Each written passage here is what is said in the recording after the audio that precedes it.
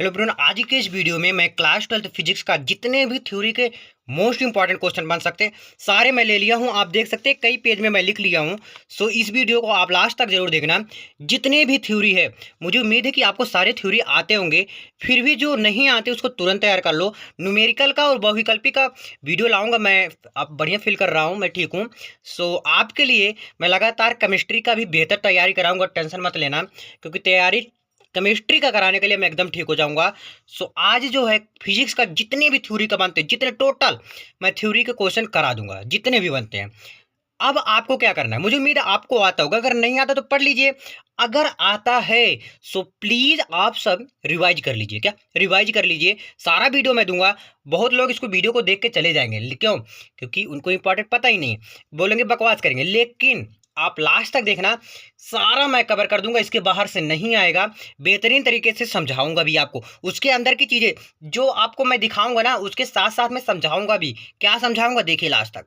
आप देखिए, very very most important 2022। जी हाँ, ये आपके लिए है। किसके लिए? आपके लिए है। Unsolved paper solution. जी हाँ, अनसॉल्व पेपर से उठाया हूँ। अब देखिए, कूलाम का नियम किसे कहते हैं, और कूलाम के नियम का निगमन भी कर लेना। क्या? कूलाम के नियम का निगमन भी कर लेना, क्योंकि कूलाम के नियम के साथ साथ निगमन भी पूछता है। देखिए, वैद्युत द्विध्रुव और वैद्युत द्विध्रुव आघूर्ण किसे कहते हैं, ये भी क्या है, एग्जाम की दृष्टि से बहुत ज्यादा इंपॉर्टेंट है। नेक्स्ट क्वेश्चन है, वैद्युत द्विध्रुव के कारण अच्छी स्थिति और निरक्षी स्थिति। देखिए भैया, दो में से आपका ये एक ये दो में से एक तो पूछना चाहिए, क्योंकि एग्जाम में ना कई बार रिपीट हुए क्वेश्चन है। क्या रिपीट हुए क्वेश्चन है? तगड़ा क्वेश्चन, मस्त क्वेश्चन है। एग्जाम में चांसेस बन जाते हैं। क्या चांसेस बन जाते हैं? तो भैया 99% चांसेस है इसका। कितना? 99% चांसेस है। तो उम्मीद है तो आप सब तैयार कर लिए होंगे और रिवाइज कर लीजिए एक बार।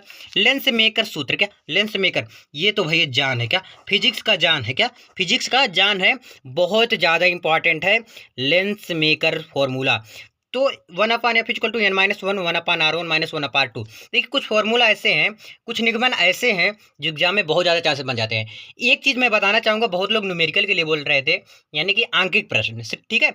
सो उसमें दो चीज़ दिया रहता है, दो विकल्प दिया रहता है। तो थ्योरी पे आप ज़्यादा ध्यान दीजिएगा। न्यूमेरिकल में बाकी बताऊंगा कल। क्या न्यूमेरिकल बताऊंगा, सुबह ही बता दूंगा, टेंशन मत लेना। लेकिन आप सब पढ़ाई करते रहो। क्या पढ़ाई करते रहो। पांचवा क्वेश्चन है, अनुगमन वेग अपवाह वेग। बहुत लोग कई बार ना अपवाह वेग आ जाता है और पढ़े रहते हैं अनुगमन वेग। तो कहते भैया आप तो बताए ही नहीं थे। तो भैया अनुगमन वेग को ही अपवाह वेग कहते हैं। क्या अपवाह वेग किसको कहते हैं? अनुगमन वेग को ही कहते हैं। छठा है, अनुगमन वेग के आधार पर ओम के नियम की व्यंजक का निगमन कीजिए। ध्यान दीजिएगा कि अनुगमन वेग के आधार पर ओम के नियम, ध्यान दीजिए मैं क्या बोलना चाह रहा हूँ, ये तो आएगा, ठीक है। अब इसके साथ साथ तो अनुगमन वेग के साथ जो है धारा घनत्व भी पूछता है। उसके लिए मैं अभी नीचे क्वेश्चन लिखा हूँ, सो उसको मैं समझाऊंगा। बहुत ज़्यादा वेरी वेरी मोस्ट इंपॉर्टेंट है, इसको अभी पढ़ लीजिएगा, तुरंत के तुरंत पढ़ लीजिए। क्या तुरंत के तुरंत पढ़ लीजिए। सो ये भी बहुत ज़्यादा इंपॉर्टेंट है। किरचॉफ का नियम, तो किरचॉफ जी ने दो नियम दिए थे। कितने नियम? दो नियम दिए थे। तो अब आपके एग्जाम में आएगा, 3 नंबर में आ गया, तो दोनों नियम क्या छाप के चले आना, पूरा छाप देना, पूरा अच्छे से लिख के चले आना, मजा आ जाएगा, पूरा नंबर दे के जाएंगे एग्जामिनर। गॉस का नियम, अब देखिए गॉस का नियम क्या होता है और उसका सूत्र भी निगमन करना है। क्या सूत्र स्थापित करना है, सूत्र का निगमन करना है, इसको ध्यान दीजिएगा। नेक्स्ट क्वेश्चन है, किरचॉफ के नियम की सहायता से व्हीटस्टोन सेतु की बीच संबंध स्थापित करो। भैया ये भी तो पढ़ ही लेना, ठीक है। एम्पियर का परिपथीय नियम। 10 क्वेश्चन उम्मीद करता हूँ आपका क्लियर हो गया होगा। मैं 11 क्वेश्चन तो अगले पेज से दिखाऊंगा। चलो जी देख लेते हैं यहीं से। चल कुंडली। क्या चल कुंडली धारामापी का सिद्धांत एवं कार्यविधि का वर्णन कीजिए। इसकी सुग्राह्यता किस प्रकार बढ़ाई जा सकती है, यानी कि आपको सिद्धांत की जो कार्यविधि होती है उसका वर्णन करना है, साथ साथ में किस प्रकार से बढ़ाई जा सकती है इसके बारे में भी एक्सप्लेन करना है। क्या करना है? एक्सप्लेन करना है, बताना है उनको। चौक कुंडली का कार्य, चौक कुंडली किसे कहते हैं, पहली बात तो ध्यान दीजिएगा, चौक कुंडली किसे कहते हैं और चौक कुंडली का सिद्धांत भी, ठीक है। में चौक कुंडली में वाटहीन धारा का महत्व, इसका महत्व बताना है कि इसका महत्व आखिर है क्या। अब गेट आ जाता है, गेट 5 नंबर में पूछेगा, देख लीजिएगा। और एक चीज बहुत ज़्यादा इंपॉर्टेंट, मैं वीडियो 2 बना चुका हूँ, सिर्फ आप डाल दीजिएगा ये यूट्यूब पे, logic gate by Atul centre. बहुत बेहतरीन तरीके से, सिर्फ आधे घंटे 5 नंबर, मैं गारंटी लेता हूँ। क्या 100% गारंटी। अगर नहीं समझ में आए कमेंट में जाके कर देना, वीडियो ही डिलीट कर दूंगा, इतना बेहतरीन तरीके से। लेकिन अच्छे से और लगातार देखना, मजा आ जाएगा। क्या मजा आ जाएगा। And gate, or gate, not gate, nor gate, nand gate, बहुत ज़्यादा इंपॉर्टेंट सारे गेट हैं। सो पढ़ लेना।